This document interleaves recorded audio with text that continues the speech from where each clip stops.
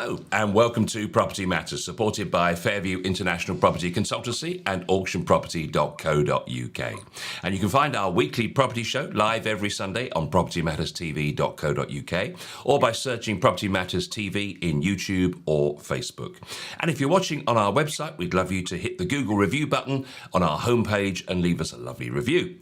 Whenever or wherever you're watching us on the show, please get involved. Put some comments in the comments section to the stories that we have each week. And if you'd like to email us, the address is hello@propertymatterstv.co.uk. We're also available as a podcast every Monday following the Sunday broadcast on wherever you get your favourite platform.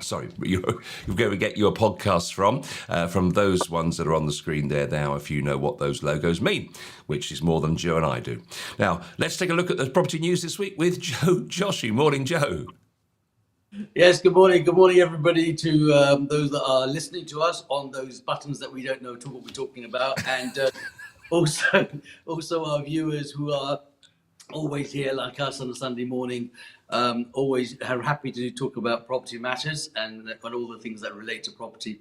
Of course, you know, we can't go without mentioning the C word. The C word is here.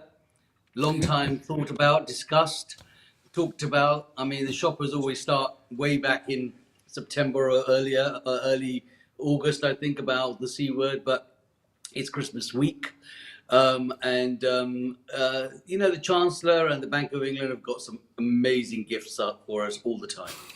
Absolutely. And it's probably worth mentioning that we have a show on Christmas Day as well as New Year's Day this year. So we're very honoured to have such celebrations on the day of Property Matters.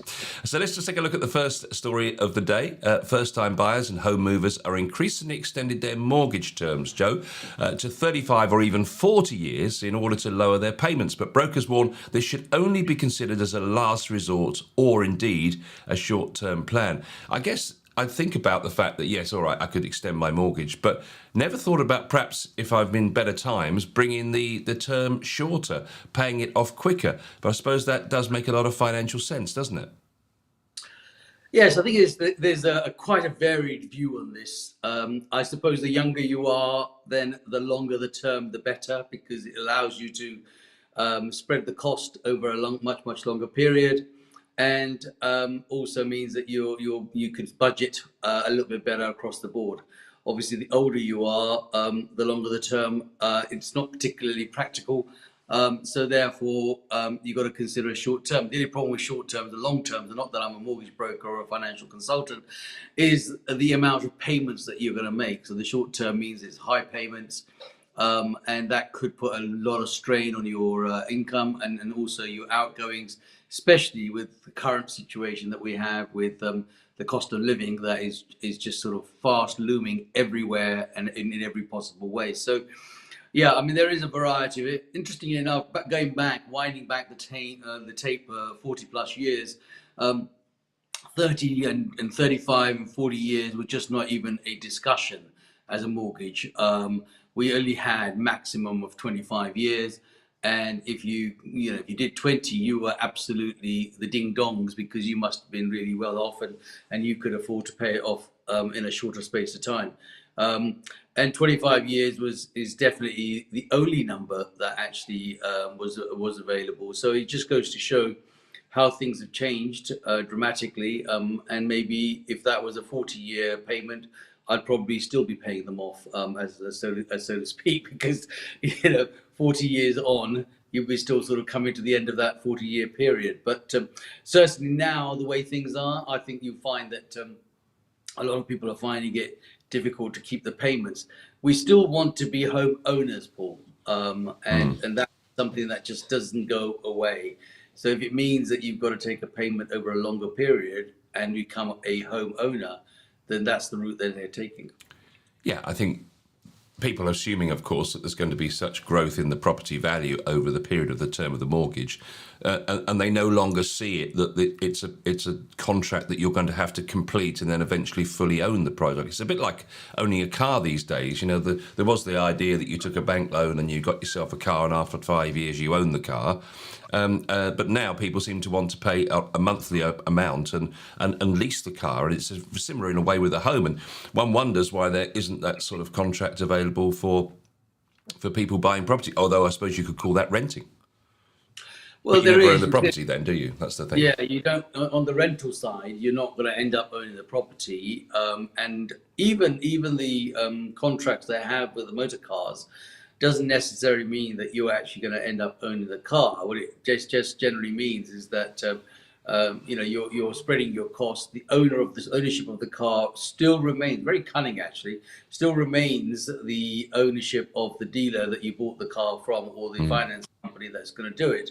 But you can make a balloon payment at the end and then own it. But then you sometimes wonder if that balloon payment is worth, considering you might have paid 3 or 4 years worth of payments. So it's all. I mean, it's a money making scheme for the money lenders. At the end of the day, that's the business that they are in, and that's what they're going to do. But from a consumer's point of view, what we're looking for always is obviously the ease of making sure that the pressure isn't on the pocket to try and get the payments as low as possible, and all the other costs that we all have got to be incorporated. So I think in terms of the longevity of the mortgages, it certainly is now the norm, or pretty much the norm, even though it's probably not most advisable, but it's a case of beggars can't be choosers. It's if you want a mortgage and you want to have a property and you want to do those things, and it means that you've got to fit it within your pocket and your means and your income and outgoings, expenditures, etc. Then you've got no choice but to maybe expand that over a 35, potentially 40-year period. Yeah, it's a fact that people no longer see the contract as something that they will complete. They'll think about the fact that, okay, it'll be 40 years, and then when I actually end up retiring and I still owe some money, I'll downsize and pay back and get something smaller, I guess. Yes, I mean, if you look back again at the way property has risen from certainly, I can only relate it to my own time, to where it is now, then yes, of course, that's the answer, isn't it? You continue to make your payments, and at the end of the day, you've got a property that is now worth much more than what you paid for it. And if you just took the capital value of the property, then you'll find that means that you can actually either downsize or refinance, or just sell it and move to something smaller and clear off your mortgage. So I think that's the way the plan would really work. One comment in this article said that actually a lot of people had extended their mortgage term to 35 or even 40 years to make it not just more affordable, but to give them additional monies that they would have paid on the mortgage to pay a loan to improve the property. And that there is some sense in that, I suppose, in a way. You could take some money, save yourself £250 a month, and then spend that £250 a month on a loan to actually improve maybe a new kitchen or something to improve the value of the property. Is that advisable? I feel that's dangerous territory, because nobody really is going to take that extra money and go and add a new kitchen. They'll probably go on holiday, most people. And then come back and think, oh my God, that holiday's cost me a lot of money and I still haven't got the money for the kitchen. So my suggestion probably would be that, take what you need to for the property. And you can always go back to the lenders and take a further advance at the time when you actually do need to do the alterations or the works that you choose to do. I think if you had the lump sum, at the beginning, you'd be like, you won the lottery sort of thing. You'd be going, chucking it away and going, right, I've got my new pad, got the keys to the front door. It's been so stressful. Let's book a holiday and then go and blow the rest of it away, and then come back and go, oh my God, what have we done? So I think I'm not sure that would be such a wise plan. But of course, not everybody is that way inclined. So it is very possible that if you do buy a property that requires complete modernization or a lot of work that needs doing to it, then yes, of course, you'll take the further advance with the extra money in order to do that work. But I fear that it would be probably the first part as opposed to the second part that would happen. They're saying in the article the majority of mortgage payments increasing around 40 to 50% in the last year. It's understandable, given the cost of everything else that everyone's having to afford, that people are looking to bring those monthly payments down. And one of them says, I'm a firm believer that we have a long-term goal for our mortgage, but in the short term, we match our mortgage to our circumstances, as that is constantly going to change. So I'm happy to recommend people adding 5 to 10 years to their term if that makes them sleep at night, which is an interesting comment. Extending the mortgage from 25 to 35 years could save around £150 a month, depending on the interest rate. And that was often the easiest option for people. It said that lenders allowed a maximum age of 75 in many cases, so there are a lot of options available for people. According to Criteria Brain, 16 lenders do not have a maximum age at the end of their mortgage term, with other lenders ranging between a maximum of 70 and 95 years, which is interesting. Well, people are living much longer, aren't they? So they've got to allow for that. People are also starting their adult life perhaps a little bit later than they normally would have done back in the 1920s when I was born. So it's much different in terms of what the expectations are. But yes, I mean the extension. I mean, if you think about that, it's £150 a month difference. In the grand scheme, it's not a great deal. On the other hand, if you had a long-term mortgage and then you decided to cut that, and you could then afford the extra £150, and you made the extra £150 payment into your mortgage, you will obviously reduce the amount and reduce the term and reduce the time on the mortgage. So it's good to have that option of being able to reduce it as it suits you, as opposed to going back. Now, the reason why that works is this: if your circumstances change between the time you take your mortgage and your circumstances during that time have changed. So let's say you've taken a 35 to 40 year term, and in 10, 15 years time, something drastic happens in your family, you separate, you divorce, you do all sorts of other things that happen in life. All of a sudden, you might be thankful that you got a long term, but on the other hand, if you then sell it earlier and capitalize, you might be thankful that you can clear it earlier. So always take the longer term where possible, I suppose, because it's easier for you to reduce. The reason why I say the circumstances is when those circumstances change, if you then chose to go back to the lender and say, actually, things have changed in my family and I need to extend that, your criteria, your credit scoring, or whatever the way they actually calculate, may not allow you to extend. So if you have the option of having the maximum at the beginning, then you have the choice of reducing it. But if you take a lower one, then you don't have the choice of extending it. The lender does. And at that point, the lender may not be as perhaps giving or forgiving as he might be at the beginning of that. So it's worth thinking about circumstances. I'm not saying that we all have a crystal ball and are related to Mystic Meg and we know what the future is going to be, but it's better to have that option at the beginning so that you can make the decision.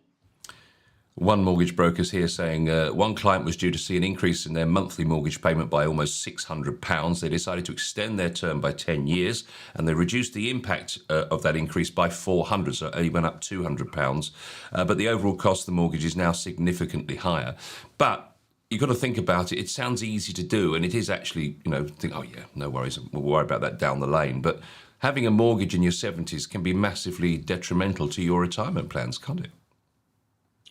Absolutely. I mean, the only way that you're going to deal with that detrimental retirement plan is to downsize.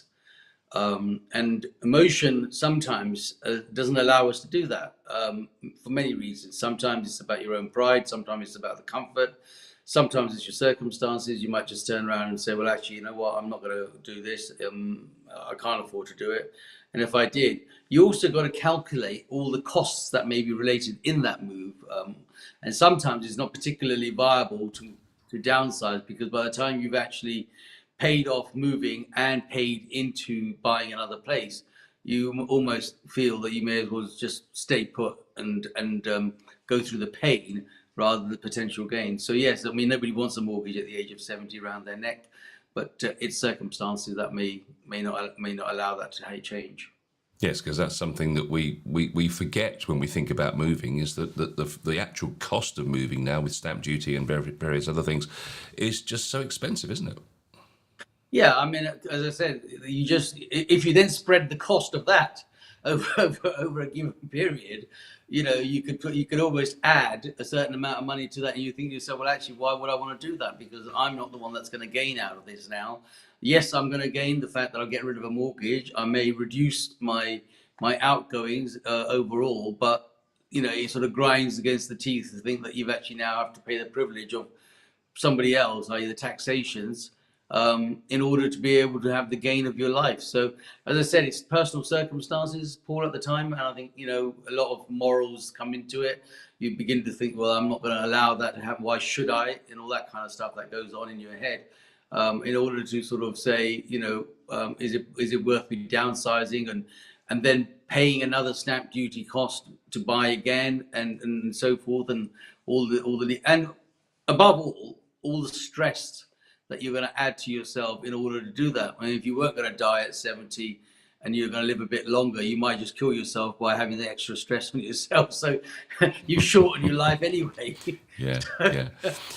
I mean, I suppose, if you are facing that situation, and I mean, that's quite a horrendous situation to see an increase of £600, and even a £200 increase is going to be impacting on your monthly finances for sure. But of course, the one thing that you'll always face, and the reality is, although you're lowering your monthly cost, overall, over the period of that mortgage extending means you're going to pay more interest overall. So you're going to pay a lot more in the long run, aren't you? Yes. But the long run interest out of it is that there is, at the end of the day, probably not painful, because you're not going to be here to bear the pain of that long term interest. If circumstances are such. But we take that view from the outset. I mean, ultimately, it's like everybody that buys a property, they think that in a certain time they will end up owning it. I suppose the only good thing is that you do own it in joint venture with your lender, because until the mortgage is paid off, it is their first charge that's on there, and so you're in partnership with your lender, and the first person that's going to get paid in any circumstances is the lender. He's going to get his money back, and whatever interest is on there, the balance is then going to be left, and of course whatever taxations are left, you've got to take that into account as well. So ultimately, the ownership is the key. Whereas if you are continuing to rent for year on year out, then of course you are not always going to end up with that choice. That is the extra choice that you have that makes all the difference, I think, in why we want to own our property. Our next story today concerns the UK government must learn from Scotland's mistakes when it's pursuing leasehold reform. So since the thumping general election win, this is by Mick Platt, a piece in Property Industry Eye. Since a thumping general election win in 2019, the Conservative government has pursued a reckless war, he says, with freeholders in a bid to phase out the majority of such properties in England. So just basically making sure everything becomes a freehold. Its strategy, which is seemingly only having been adopted to win political capital, says Mick, will remove professional oversight in apartment blocks, putting residents' safety at risk whilst increasing the number of dilapidated buildings. You only have to look at the current situation north of the border to see this firsthand. Scotland has never had an equivalent of the role of freeholder in relation to flats in England, instead preferring to a residential-led model akin to common hold. And we have talked about common hold before on the show, haven't we? Within this system, residents have control of managing individual flats and collective apartment blocks. And looking at the way the government is viewing landlords and tenants, you can see why they want to put the power in the hands of the people who have an interest in the building, rather than relying on professional people to look after the building who know what they're doing. But they seem to want to give the power and the control to the people who own the flats. But in reality, we've talked about this, haven't we? And I think your view may be, without wanting to put words in your mouth, but actually, it's all very well them having the power to do something with the buildings, but reality is they probably won't bother. Well, yes, good story, good subject to bring up again. And considering the amount of people now renting these properties, and considering the amount of blocks of flats that are being built all over the country in order to try and meet the targets for providing the residential accommodation that is required in the UK, there are a lot of things that are common sense in these, and most of the government's attitude on it is not very good in common sense. So, first of all, I think it's good that everybody should have a share of the freehold. I think that is an important task, and it does a number of things for them. It is that when you talk about longevity, it gives them some gain at the end of it, and not having to pay a freeholder, an independent freeholder, extra money to extend the lease when that time comes. And so a lot of people, and also it means that it's difficult to finance short-term leases as well. So there's a whole bunch of things that it makes sense. And my suggestion and my preference, should I say, would be in a block of flats that everybody has a share of the freehold, and a company is set up amongst themselves to manage the common areas. That's where the biggest problem comes, is the common areas, because nowadays a lot of people are renting, Paul, and the people that are renting don't actually care about the actual situation. As far Yeah. as they're concerned, it's not theirs, so why should I bother?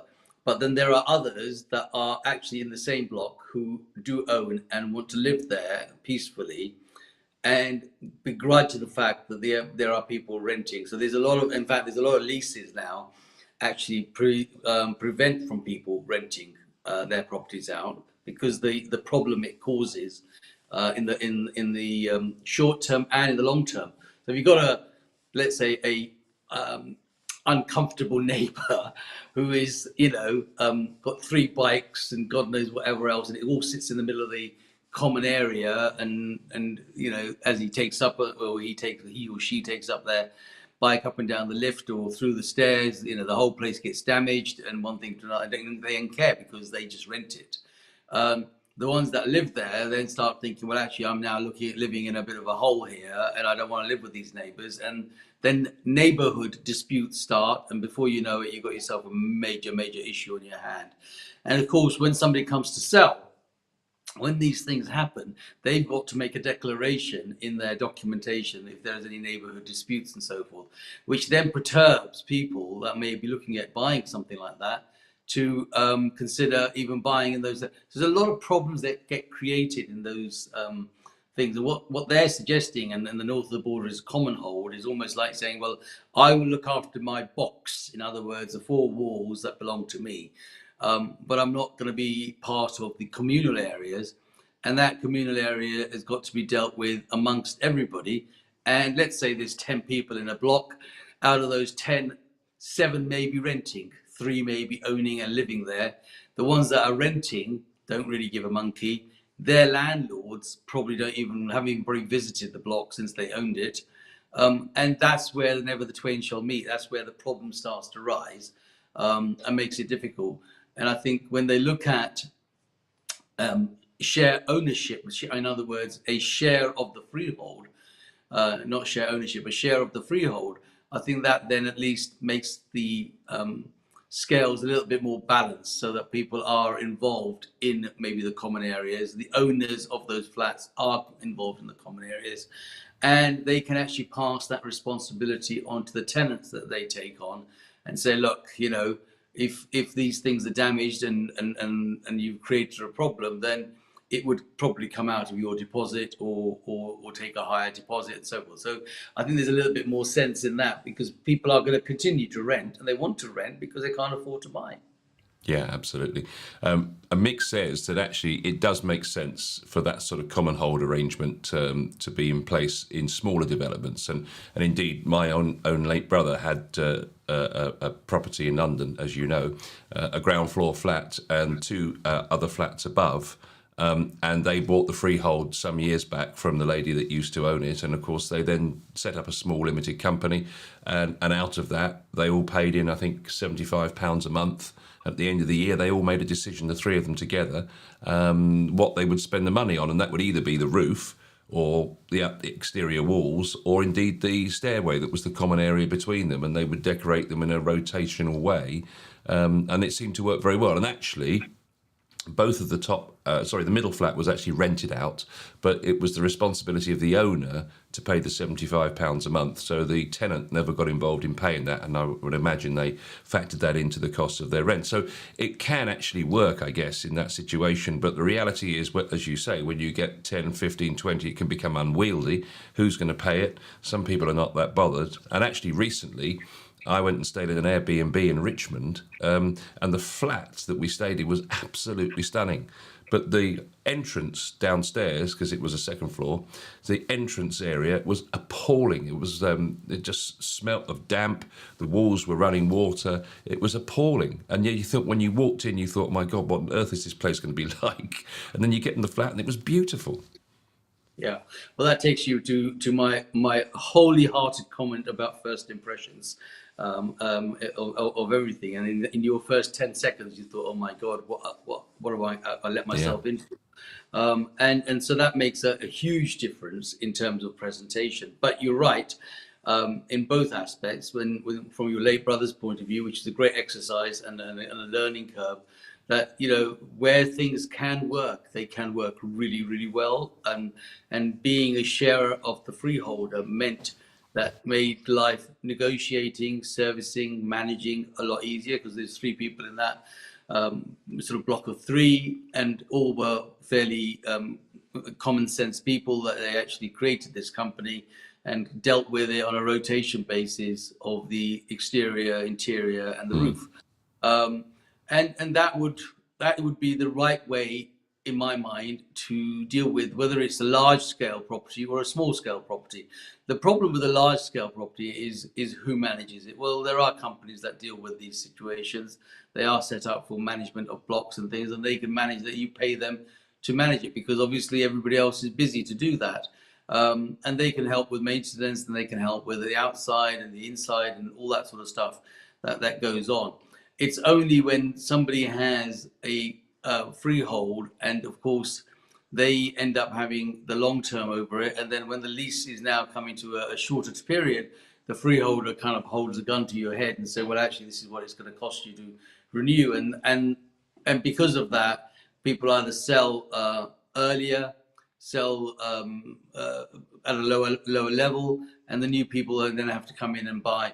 I have to bring in a little point here, which people probably don't, and are always aware, and we have to sort of kind of remind themselves on that, and that is that when you're buying or selling a leasehold property, if you are selling a short-term leasehold property and somebody buys it, and you haven't actually notified the landlord that A, you're selling, and B, you're thinking about renewing the lease, the new buyer would have to hold that property for a minimum, I think, 2 years now before they can apply to buy or extend the lease. So they would have to purchase that cash, and I would strongly recommend that you take advice before you actually look at that, and serve the appropriate notices and deal with it in the correct manner. Because the last thing you want to do is end up buying something cash, and then find that you can't do anything with that for the next 2 years. And I've come across that quite regularly recently, where people have thought about doing that, buying it cash, and then find that they actually can't refinance it. So their money is then stuck for a period of 2 years. God knows why they put 2 years on this thing, because at the end of the day, what difference does it make to anybody? But that is a rule that exists. So do take advice and guidance on that. He says that Roman law sums it up very nicely, and the phrase is communio est mater rixorum, which translates as co-ownership is the mother of all disputes. The issues that we're talking about here, and the lack of maintenance culture, have all been seen in Scotland, he says. Basically, since they've had this common hold approach, it's suggested that up to 80% of Scotland's apartments need some form of repair, with 50% of them in critical disrepair. So basically, people haven't been taking up their responsibilities, and he's suggesting that if we continue with the similar reform of leasehold in this country, in the UK, in England rather, should I say, that we're going to end up in a similar situation. So I guess we'll have to wait and see on that one. Well, I'm sure Mr. Gove will have something to add to that, because he comes up with these crazy ideas of how it is. And recently, I know everybody's on his case and saying, like, get off the homeowners. Um, because I think there's even a petition going around saying, "Can you just leave landlords alone?" Because you just seem to be picking on them. And this is a scenario where anyone that's buying a property, especially if it's a leasehold property, especially if it's part of a block, you need to make sure that it's the right way to do it. Freehold as a share of the freehold, and a long lease is probably really the right way of owning a property going forward, especially in bigger blocks, because you could end up with a lot of hassle that you don't particularly want, and especially if we're going to rent a good percentage of those to tenants. And whilst every tenant on paper will look fantastic, what you don't know is how they live, and you won't know that until you've actually got them in there and they're in the front door and so forth. And all of a sudden, you think, oh my God, this is not how it's going to be. And the neighbors start to complain. And as a landlord, you're just going to get harassed and hassled by all the other neighbors saying that the tenant that you put in there is now not. Then, of course, there's another legal battle to get the tenant out. You've got to give them a certain amount of notice. And going forward, if they successfully abolish the Section 21 notice, which they're obviously going to back on trying, you've got to have loads of arbitration, loads of conversation, loads of documentation to prove why this person is. So it could be a real long haul of a system before you even get that tenant out. So, I think it's very, very important that the type of property that you buy and the way it is bought, the mechanism it is bought is a mechanism that allows you to deal with it in the correct fashion. One of the things I love about the property industry is the fact there are so many monthly surveys and index that we can search and look for. And you love them. You love Oh, them. absolutely. I mean, we have our Zoopla monthly index, house price index, and I discovered another one the other day, which I thought was quite interesting. It's the on the market property sentiment index, Joe. So, Yeah. and this is basically an interesting one in the I think sense. they come up with different names just to differentiate themselves. Absolutely. 74% of active buyers in November remained confident that they would purchase a property in the next 3 months, which is interesting. The figure is consistent with October's data. However, when it comes to seller confidence, the index revealed a noticeable dip. 63% of sellers were confident that they would sell their home within the next 3 months in November, compared with 82% the previous month. So people, I suppose this is reflecting the change to a buyer's market, isn't it? At the end of the day, people are not confident they're going to sell within the next 3 months than they were the months before. On a regional basis, every area saw a drop in seller confidence, with the largest fall in the southeast, 58% in November compared with 83% in October. However, over a 6-month period, 27% were confident that they would sell their property in the next 6 months, which was actually more confident than they were in October. So I guess people are now resigned to the fact that actually it's going to take them a little bit longer because the market isn't quite so buoyant.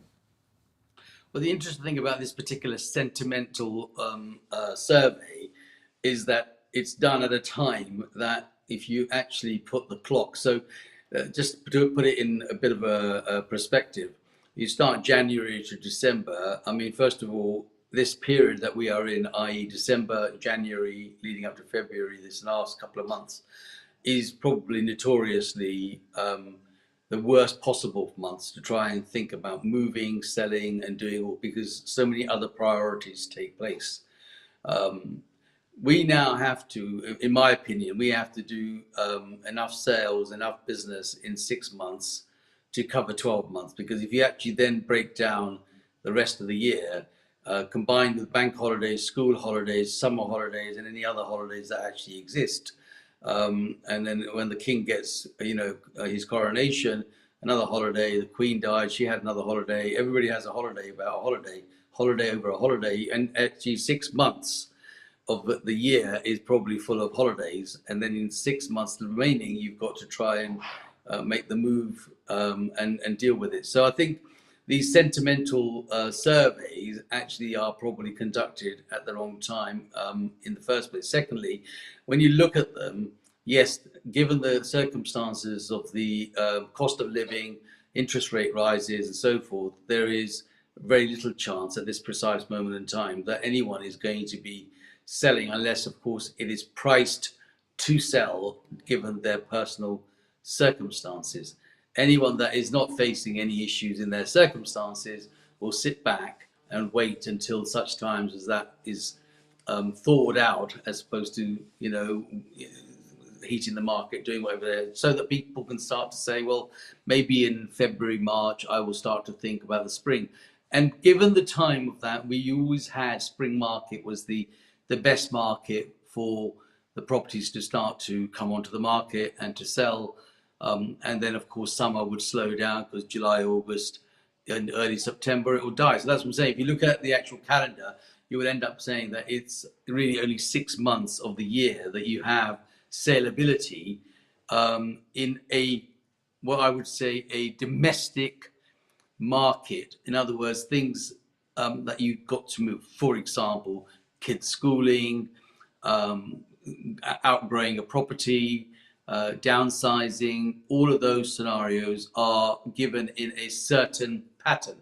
The ones that are happening throughout the year are your investments, your opportunities, your first-time buyers. They should never ever stop looking and buying. Every time is a good time.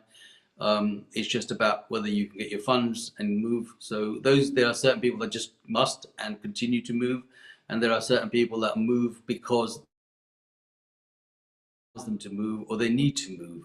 And those are the things that you've got to balance. And I think when they do these surveys, they sometimes take into consideration some forms and not others, even though they'll say they take everybody into form and chuck them into the same pot.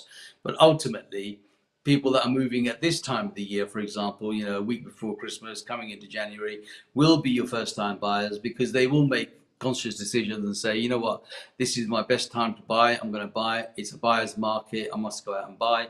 Hence, so the next 3 months, people will say, this is a great time for me to buy. I will buy. Investors will look at it and go, this is a great time for us to invest in, because there has been a stop in the increase of values. People are a bit more realistic in what they want to achieve for them. So this is a good time for me to invest, a good time for me to buy. And then there are those people that need to buy. But the ones that don't need to buy and don't need to move for any of the above reasons will say, well, actually, I'll think about it in spring. I'll think about it when the circumstances are right for me. And then that is your ordinary mover, a man with a family, perhaps, kids going to a different school, job moves, and all those other bits that come into the equation that we'll look at it. So right now, it is definitely a buyer's market. Notoriously because of the time of the year. And this time of the year is a good buyer's market every year, Paul. It's not just this year, it's like this every year, because there are things that have to happen and people make their decision based on perhaps, they might have a partner, they might decide to move to another country, all sorts of things that come into the game that allows them to say, well, actually, I want to shift and move on sooner, and rather than wait for another 6 months for this to happen. It's interesting. The data says that 42% of properties were still sold subject to contract within 30 days of first being listed in November. And that 42% is this year. Last year, the same figure in the same month was 53%. So it's definitely a rebalancing going on at the moment. And it's hardly surprising, really, with the mini budget effects and so on, and seasonal factors you just mentioned.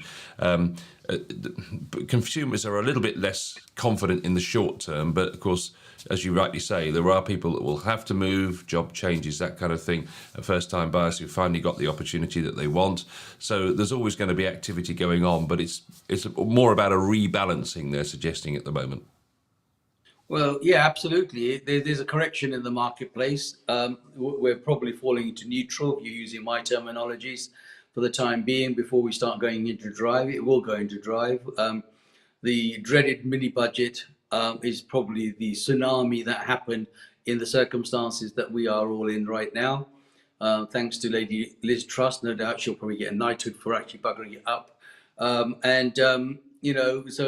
when you look at all of those scenarios, yes, I think we are on a correction, but it won't be too long. You're laughing about my knighthood. It won't be too long before we're back in the drive again, where people will say, you know what, enough is enough. I need to move. I need to get on with this.